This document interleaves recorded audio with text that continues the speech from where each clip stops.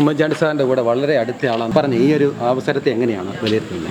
1979 സാറുമായി ബന്ധപ്പെടുന്നത്. അതായത് ഞാൻ കെൽട്രോണിലെ ജീവനക്കാരനായിരുന്നു. Sir Keltron employees union INTUC അതിൻ്റെ പ്രസിഡൻ്റായി സാറ് 76 ജോയിൻ ചെയ്തു. ഞാൻ 79 കെൽട്രോണിൽ ജോയിൻ ചെയ്തു. സാറ് 83 വരെ എൻ്റെ യൂണിയൻ്റെ പ്രസിഡൻ്റായിരുന്നു. അതുമുതൽ ഇതുവരെയും ഞാൻ സാറിൻ്റെ ഒരാളാണ്. എന്ന് പറഞ്ഞാൽ 79 യൂണിയൻ്റെ ഇതായതിനു ശേഷം ഈ 84 പാല് കാച്ചിയത്. അതിനും ഞാൻ ഉണ്ടായിരുന്നു. പിന്നെ സാറിൻ്റെ ഒരുപാട് കാര്യങ്ങൾ ഇന്നിവിടെ വന്ന ജഗദീഷിൻ്റെ അവിടെ ഞാനും സാറുമായിട്ട് പോയി, അടുത്ത ദിവസം മാഡവും സാറുമായിട്ട് പോയി മരിച്ചപ്പോഴൊക്കെ ഈ ലോക്കലായിട്ടുള്ള ഏത് സ്ഥലത്തും കല്യാണം, മരണം, പാല് കാച്ച്, അസുഖമായി കിടന്നാൽ അങ്ങനെയുള്ള എല്ലാ ലോക്കലായിട്ടുള്ള കാര്യങ്ങൾ ഞാൻ സാറിനെ അറിയിക്കും. അങ്ങനെ ഞാൻ സാറിനെയും കൊണ്ട് പോയിട്ടുണ്ട്. പിന്നെ ഇവിടുത്തെ എല്ലാ ഫംഗ്ഷനും എന്നെ വിളിക്കും. അതായത് ക്രിസ്മസ്, സാറ് പിന്നെ ഈ ജന്മദിനവും വിവാഹ വാർഷികമൊന്നും ആഘോഷിക്കുന്ന കൂട്ടത്തിലല്ല, മാഡം നിർബന്ധിച്ച് പിടിച്ചിരുത്തുന്നതാണ്. അതിലൊക്കെ ക്രിസ്മസിന് പക്ഷെ നിർബന്ധമായി ഞങ്ങളെ എല്ലാവരെയും ഗാർഡനിൽ നിൽക്കുന്നവരുൾപ്പെടെ ഒരുമിച്ചിരുന്ന് കാപ്പി കുടിക്കുക എന്നുള്ള സാറിൻ്റെ ഒരു പ്രത്യേകതയാണ്. അങ്ങനെ ഞാൻ സാറിനോടൊത്ത് നിന്നു. പിന്നെ സാറ് ഹോസ്പിറ്റലിൽ കിടന്നാൽ അവസാനം സാറ് നിംസിൽ നിന്നാണ് ബാംഗ്ലൂർ പോയത്.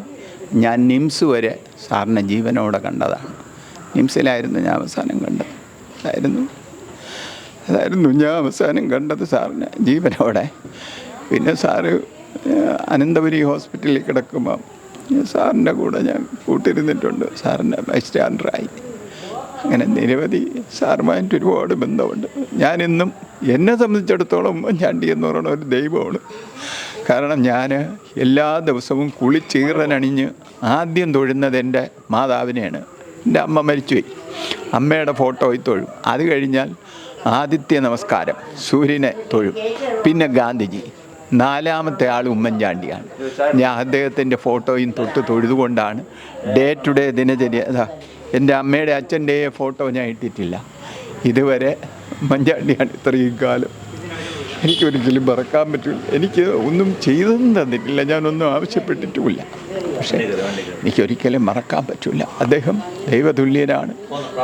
പുതുപ്പള്ളിയിൽ അദ്ദേഹത്തിൻ്റെ മരണശേഷം 9 വട്ടം ഞാൻ പോയി. മരണത്തിന് 2023 ജൂലൈ 18 സാറ് മരിച്ച് 19-ാം തീയതി രാവിലെ 7 മണിക്കാണ് ഇവിടുന്ന് KSRTC ബസ്സിൽ കയറ്റിയത്. അത് മുതൽ 20-ാം തീയതി രാത്രി 10 മണിക്കാണ് ആ പള്ളിക്കകത്ത് കയറ്റിയത്. അത് അവിടുത്തെ ഫാദേഴ്സ് പറഞ്ഞത് 12 മണിക്ക് മുമ്പേ ക്രിമേഷൻ നടക്കണം എന്ന് പറഞ്ഞുകൊണ്ട് രാഹുൽ ഗാന്ധിയും ഒക്കെ വന്നു. അതിലും കൂടെ ഞാനുണ്ടായിരുന്നു. സാറിൻ്റെ ഭൗതിക ശരീരം ഇവിടെ കൊണ്ടുവന്ന് വൈകുന്നേരം മുതൽ വെളുപ്പാങ്കാലം, അതായത് കൃത്യം 5:30 വരെ ചാണ്ടി ഉമ്മനാണ് എന്നെ ആ കാര്യത്തിൽ ഡെപ്യൂട്ട് ചെയ്തത്. ചേട്ടാ അപ്പോൾ ബൈബിള് വായിച്ചു തീർന്നു, രാമായണം വായിക്കും. ഞാൻ വെളുക്ക രാമായണം വായിച്ചു. അത് ഇടയ്ക്കൊക്കെ CP ജോൺ CMBയുടെ നേതാവ് കാണുമ്പം പറയും, കരകുളം ഈ യുദ്ധകാന്ഡം ഇത്രയും വായിച്ചു തന്നെ നിങ്ങളെ സമ്മതിക്കണം എന്ന്. ഇങ്ങനെ ഈ നീരിലും നിഴലിലും. പിന്നെ ഇവിടെ മാഡമൊക്കെ എന്തൊരു കാര്യമുണ്ടെങ്കിലും എന്നെ വിളിക്കും. എന്നെ ഒരു നേരത്തെ ഇവിടെ പ്രസംഗത്തിൽ സൂചിപ്പിച്ചതുപോലെ ഞാനൊരു വെളിയിൽ നിന്നുള്ള ആളല്ല. ഈ കുടുംബത്തിലെ ഒരംഗമായി എന്നെയും കരുതുന്നു. സാറിന് മരിച്ചിട്ടില്ല. അതാണ് ഇത്രയും തീർത്ഥാടകർ പോലെ ആ പള്ളിക്കും ഉമ്മൻചാണ്ടി സാറിനെ കൊണ്ട് വാഴ്ത്തപ്പെട്ട ആളായി മാറി. ഉമ്മൻചാണ്ടി ദൈവതുല്യനാണ്. ഞാനും അങ്ങനെയാണ് കരുതുന്നത്. ഈ മക്കൾ ഇപ്പം മറിയാമാടമൊക്കെ ഇത്രയും ഭംഗിയായിട്ട് കാര്യങ്ങൾ ഇത്രയും ഭംഗിയായി ചെയ്യുന്നെന്ന് പറഞ്ഞാൽ സാറിങ്ങനെയുള്ള ഒരാളാണ്. സാറിൻ്റെ മനസ്സിലുണ്ടാകുന്ന മുഖത്തുണ്ടാകുന്ന സന്തോഷം എന്താണെന്നറിയാം. സാറിൻ്റെ അടുത്തൊരു കാര്യത്തിന് ഒരാൾ വരുമ്പോൾ ആ കാര്യം സാധിച്ച് എടുത്ത് അത് ഞാൻ അങ്ങനെ തന്നെ ഈ കഴിഞ്ഞ ദിവസം ഇന്ത്യൻ എക്സ്പ്രസ്സിൽ ഒരു ഇതുണ്ടായിരുന്നു. ഞാൻ പറഞ്ഞ അങ്ങനെയാണ്. അവർ തിരിച്ച് സാറിനെ കാണാൻ വരുമ്പോൾ ആ കാര്യം സാധിക്കുന്നു. അത് സാധിച്ചതിലുള്ള സന്തോഷമാണ് സാറിന്. സാറല്ലാതെ നല്ല ഭക്ഷണം കഴിക്കാനും ഒരു 8-10 മണിക്കൂർ ഉറങ്ങാനും വിശ്രമിക്കാനും സുഖലോലുപമായി കറങ്ങാനുമുള്ള ആളല്ല. സാറ് നേരത്തെ ജഗദീഷ് അല്ലെങ്കിൽ സണ്ണിക്കുട്ടി ഒക്കെ പറഞ്ഞതുപോലെ 2-3 മണിക്കൂർ സാർ കാറിലിരുന്നൊക്കെയാണ് ഉറങ്ങുന്നത്. അല്ലാതെ സാറ് കിടന്നുറങ്ങാൻ സാറിന് ഇവിടെയും അങ്ങനെ തന്നെ. മാഡം പറഞ്ഞാൽ പോലും ചെന്ന് കിടന്നിട്ടില്ല. എനിക്കറിയാം, ഞാനിവിടെ സ്ഥിരം വരുന്നയാളാണ്. ഇപ്പോൾ തന്നെ ഞാൻ പറഞ്ഞു തരാം. ഇപ്പം ആരെങ്കിലും പറഞ്ഞിട്ടാണോ ഇവിടുന്ന് ഈ ജഗതി മുതൽ പുതുപ്പള്ളി വരെ ഈ ജനസാഗരം മലവെള്ളപ്പാച്ചിൽ പോലെ ജനങ്ങൾ വന്ന് ആരും വിളിച്ചല്ല, പാർട്ടിക്കാരല്ല. നിങ്ങളത് മനസ്സിലാക്കണം. ഇപ്പോൾ ഒരു പാർട്ടിക്കാരുമല്ല, ജനങ്ങൾ താനേ ഒഴുകിയതാണ്. ഞാൻ കൂടെ ഉണ്ടായിരുന്നു. മഴയൊക്കെ നനഞ്ഞു കൊച്ചുകുട്ടികളും പ്രായമുള്ളവരുമെല്ലാം ഒക്കത്തെടുത്തുകൊണ്ട് ഇങ്ങനെ വഴിനീളെ നിന്നു. നമ്മൾ 4-5 മണിക്കൂർ വേണം ഇവിടുന്ന് കോട്ടയത്തെത്താൻ. ഏകദേശം 38 മണിക്കൂർ എടുത്താണ് അവിടെ എത്തിയത്. കാരണം ജനങ്ങൾ വിടില്ല. ഉമ്മൻചാണ്ടി എന്ന് പറഞ്ഞ് റീത്ത് വയ്ക്കാനും കാണാനും ആദരാഞ്ജലി അർപ്പിക്കാനും ജനം മഴ നനഞ്ഞ് നിൽക്കുകയാണ്. സാറ് മരിച്ചതിന് ശേഷമാണ് അറിയുന്നത് ഇത്രയും ജനത്തിന് സാറ് ചെയ്തു കൊടുത്ത കാര്യങ്ങളെക്കുറിച്ച്. കാരണം ഒരു കൈ കൊണ്ട് ചെയ്യുന്നത് മറുകൈ അറിയരുതെന്നാണ് ഒരു വേദവാക്യം. പക്ഷെ സാറത് 100% ജീവിതത്തിൽ പാലിച്ചു. സാറ് ചെയ്തു കൊടുത്തവരാണ് സാറിനെ കാണാൻ തന്നെ. ആരുടെ ബൂത്ത് കമ്മിറ്റിയോ വാർഡ് കമ്മിറ്റി മണ്ഡലം കമ്മിറ്റിയൊന്നും പറഞ്ഞിട്ടല്ല ഈ ജനങ്ങൾ റോഡിൻ്റെ ഇരുവശങ്ങളിലും പുതുപ്പള്ളി വരെ നിന്നത്. അതാണ് അതിൻ്റെ. ഞാൻ വേറെ അതിന് ഉദാഹരണമൊന്നും പറയുന്നില്ല, എങ്കിലത് വിവാദമാകും. അതാണ് ഉമ്മൻചാണ്ടി മരിച്ചതിന് ശേഷമേ അറിയാവൂ ഉമ്മൻചാണ്ടി ആരാണ്. ഈ വിഷമഘട്ടങ്ങളിലൊക്കെ കൂടെ ഉണ്ടായിരുന്നല്ലോ. ആരാണ്? അദ്ദേഹത്തിന് ധാരാളം രാഷ്ട്രീയമായ ശത്രുക്കൾ പിന്നെ പറഞ്ഞു വരുത്തിക്കൊണ്ടിരുന്ന സമയത്തൊക്കെ അതെല്ലാം വെറുതെ അല്ലേ, അതെല്ലാം വെറുതെ അപ്പോഴും നമ്മളുണ്ട്. നമ്മളെവിടെ പോവാൻ? സാർ അങ്ങനെയുള്ള ആളാണോ? സാറിനെ പറ്റി സാർ ഒരു യേശുക്രിസ്തു തന്നെയാണ്, അതിന് സംശയമൊന്നുമില്ല. യേശുക്രിസ്തുവിൻ്റെ അവതാരകമായിട്ടാണ് സാറ്. അങ്ങനെയാണ് അങ്ങനെ പറഞ്ഞു വരുത്തിയാണ് അധികാരം കയ്യിൽ നിന്ന് പിടിച്ചു പറിച്ചത് അല്ലേ? അധികാരം പോയതിനെക്കുറിച്ചൊന്നും ഞാനൊരു എളിയ പ്രവർത്തകനാണ്, അതേക്കുറിച്ചൊന്നും പറയാനില്ല.